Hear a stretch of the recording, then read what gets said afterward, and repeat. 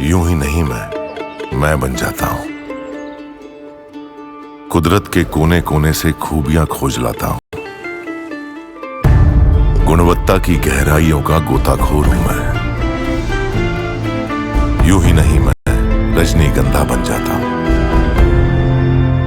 नरेंद्र मोदी अपने मुस्लिम दोस्त के गले मिले तो यहां मुस्लिम नेताओं के दिल क्यों जल रहे हैं यह भी बताऊंगा। लेकिन पहले आप देखिए कि डोनाल्ड ट्रंप के पीएम मोदी से मिलने के 5 दिन के अंदर ही कुछ ऐसा हो रहा है जिसकी कल्पना भी किसी ने नहीं की। चीजें गोली की रफ्तार से बदल रही और ऐसे बदल रही कि दुनिया को समझ में नहीं आ रहा कि बॉस जो इतने साल से नहीं हो रहा था वो अचानक कैसे हो गया। मोदी और ट्रंप की मुलाकात के 5 दिन के अंदर ही ऐसा चमत्कार हो गया कि जियोपॉलिटिक्स के बड़े बड़े एक्सपर्ट्स हैरान हैं कि ये हो कैसे रहा है। मोदी और ट्रंप की मुलाकात के 5 दिन के अंदर ही कूटनीति की दुनिया में सबसे बड़ी मुलाकात होने जा रही है। अमेरिका और रूस कई सालों के बाद पहली बार बातचीत की टेबल पर आ गए।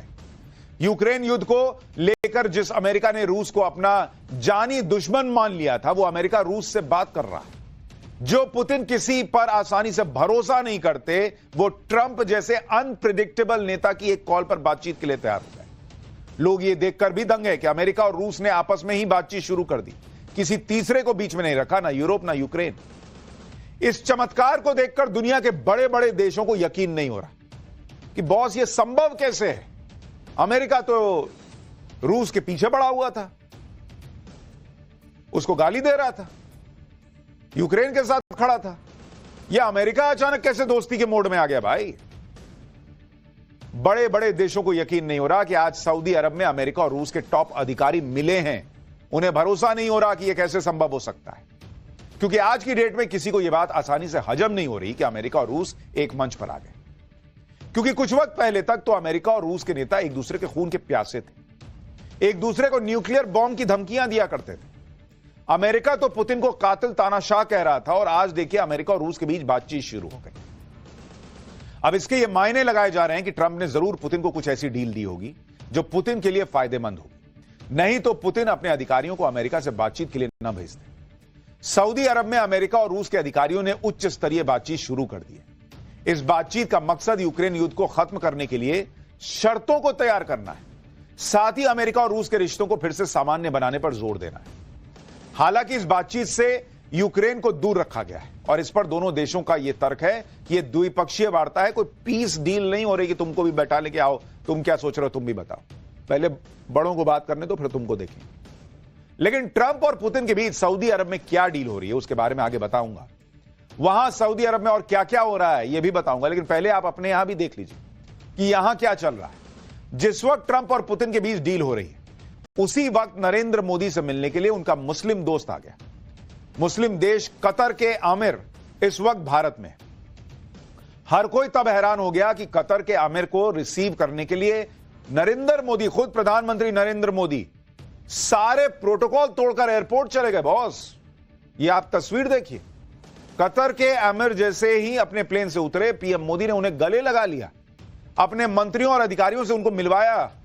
ऐसा बहुत कम होता है जब पीएम मोदी किसी विदेशी नेता को रिसीव करने सीधे एयरपोर्ट चले जाएं, लेकिन अपने मुस्लिम दोस्त के लिए पीएम मोदी ने ऐसा किया क्योंकि कतर के साथ भारत के रिश्ते नरेंद्र मोदी ने बहुत मजबूत किए हैं। कतर वो देश है जहां दुनिया भर के बड़े मुद्दों को लेकर बड़े बड़े देश बातचीत करने आते हैं। कतर की अहमियत क्या है और कैसे नरेंद्र मोदी की लीडरशिप में भारत और कतर इतने गहरे दोस्त बन गए हैं, यह सब भी आपको बताओ। लेकिन आप यह भी देखिए कि यह दोस्ती भारत में कुछ लोगों के दिल कैसे जला रही है। इधर कतर के आमिर से पीएम मोदी गले मिले, उधर इंडी गठबंधन वालों के फ्यूज उड़ गए। कांग्रेस की प्रवक्ता सुप्रिया श्रीनेत ने कहा कि कतर के आमिर को मोदी जी ने न सिर्फ गले लगाया बल्कि दौड़े दौड़े एयरपोर्ट लेने भी चले गए। कांग्रेस के एक नेता श्रीनिवास बीवी को कतर के आमिर और मोदी की मुलाकात वाली तस्वीरें इस कदर चुभी कि वो कह रहे हैं कि ऐसा लग रहा है कि दो बिछड़े हुए भाई मिल रहे हैं। एआईएमआईएम के वारिस पठान भी तिल मिला गए, कहने लगे कि विदेशी मुसलमान से इतनी मोहब्बत, इतना प्यार और देशी मुसलमान से नफरत। यानी कुल मिलाकर सभी मोदी विरोधी एक सुर में आलाप लगा रहे हैं।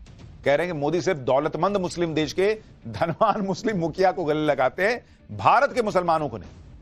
जरा एक बार वारिस पठान को सुनिए, ये ओवैसी की पार्टी के हैं। फिर पीएम मोदी के एयरपोर्ट जाकर कतर के आमिर को पर्सनली रिसीव करने के मायने बताऊंगा।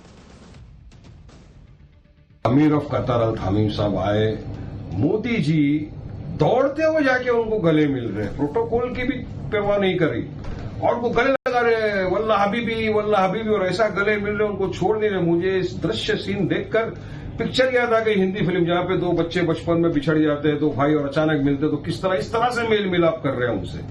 अरे भाई, वो भी मुसलमान हैं, हम भी मुसलमान हैं, हम भारतीय मुसलमान हैं। हाँ, उनके पास पैसा हमसे ज्यादा है, मगर हम भी माना अपने जेब के फकीर हैं, फिर भी यार वो दिल के हम अमीर हैं। इन लोगों का दुख ही खत्म नहीं होता। कह रहे हैं कि अपने यहां के मुसलमान से मोदी जी नहीं मिलते हैं, बाहर वाले मुसलमानों से मिल रहे हैं।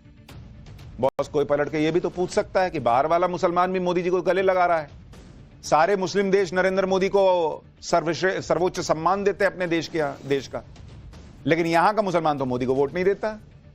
तो मोदी मुसलमान के साथ क्या कर रहा है ये दिख रहा है, मुसलमान मोदी के साथ क्या करता है ये भी तो कोई पलट के पूछेगा। घर मिल रहा है, शौचालय मिल रहा है, सिलेंडर मिल रहा है, कौन सी सरकारी योजना में मुसलमान को नहीं भागीदार बनाया जा रहा? मुसलमान मोदी से ऐसे गले मिल रहा है कि नहीं, ये भी तो बताइए। खैर, ये अलग पॉलिटिकल नैरेटिव वो सेट कर रहे थे AIM वाले, उसमें नहीं पढ़ने का, हम फैक्ट पे बात करते हैं। वारिस पठान जो बात कह रहे हैं कि विदेश के मुसलमानों को मोदी गले लगाते और देश के मुसलमानों को गले नहीं लगाते, ऐसा नहीं। एक तरफ नरेंद्र मोदी हैं जो अपनी योजनाओं में किसी से भेदभाव नहीं करते, सबका साथ सबका विकास कर रहे हैं। दूसरी तरफ मुस्लिम पॉलिटिक्स है जो किसी भी कीमत पर नरेंद्र मोदी को हराने में लगी रहती है। मुस्लिम वोट एक तरफा मोदी को हराने के लिए पड़ता है ज्यादातर जगहों पर। अगर कोई मुसलमान नेता कभी नरेंद्र मोदी के फेवर में बात कर दे तो उसका विरोध बॉयकॉट तक शुरू हो जाता है। खैर, यह बात समझनी होगी कि रिश्ते एक तरफा नहीं होते, चाहे राजनीति हो चाहे कूटनीति हो। सच यही है कि एक दूसरे के हित की बात करने से रिश्ते बनते हैं, जैसे भारत और कतर के रिश्ते बने। जो लोग इसे नहीं समझते उन्हें यह कभी समझ में नहीं आएगा कि पीएम मोदी कतर के आमिर का स्वागत करने एयरपोर्ट क्यों गए। नरेंद्र मोदी को दोस्त और दुश्मन में पहचान करना बहुत अच्छे से आता है, और नरेंद्र मोदी हिंदू मुसलमान देख के अपने दोस्त नहीं बनाते, क्योंकि वो देश के प्रधानमंत्री हैं। वो भारत का हित देखकर अपने दोस्त तय करते हैं, क्योंकि उन्हें पता है कि सामने वाला मुसलमान हो, हिंदू हो, जू हो, कोई भी हो, अगर भारत के हित में तो दोस्त है। मोदी जानते हैं कि दुश्मन को कैसे मजा चखाना है और दोस्त को कैसे गले लगाना है। इसलिए मोदी कतर के आमिर को लेने एयरपोर्ट चले गए, क्योंकि कतर के आमिर और मोदी जितने गहरे दोस्त हैं, उतने ही गहरे दोस्त भारत और कतर भी। इसी दोस्ती को और ज्यादा मजबूत बनाने के लिए मिशन में पीएम मोदी कैसे लगे हैं वो भी बताऊंगा, लेकिन पहले यह देखिए कि भारत और कतर के रिश्ते कितने जबरदस्त। कतर इतना छोटा देश है कि उसका क्षेत्रफल हमारे त्रिपुरा के लगभग बराबर है। कतर की आबादी 30 लाख है, उससे ज्यादा आबादी हमारे एक शहर गाजियाबाद की है। लेकिन खास बात यह है कि कतर की 30 लाख की आबादी में करीब 8 लाख भारतीय हैं, यानी कतर में करीब 27% लोग तो भारतीय ही हैं। विश्व बैंक के मुताबिक कतर में रहने वाले भारतीय प्रवासी हर साल भारत में $4 अरब यानी 34,000 करोड़ रुपए से ज्यादा पैसा भेजते हैं।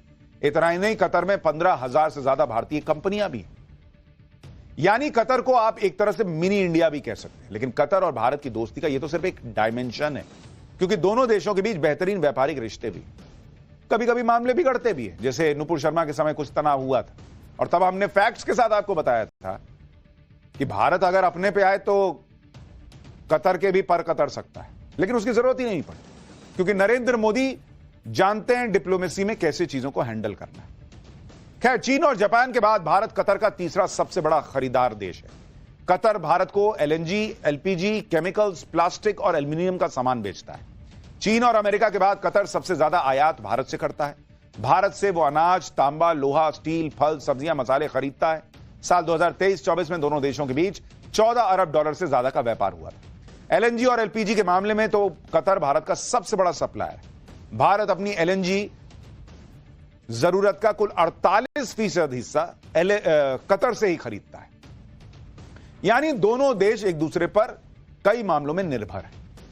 पीएम बनने के बाद 2015 और 16 में 2 बार नरेंद्र मोदी ने कतर के आमिर से मुलाकात की, और इन मुलाकातों में दोनों देशों की दोस्ती कैसे मजबूत हुई, इसका एक उदाहरण देखिए कि 2016 में कतर ने भारत को बेचे जाने वाले LNG की कीमत आधी कर दी। यानी जो LNG गैस यूपीए सरकार के दौरान कतर से 100 रुपए की पड़ रही थी, वो सीधे सीधे 50 रुपए की पड़ने लगी। यह होता है जब दो देशों के नेता आपस में गले मिलते हैं।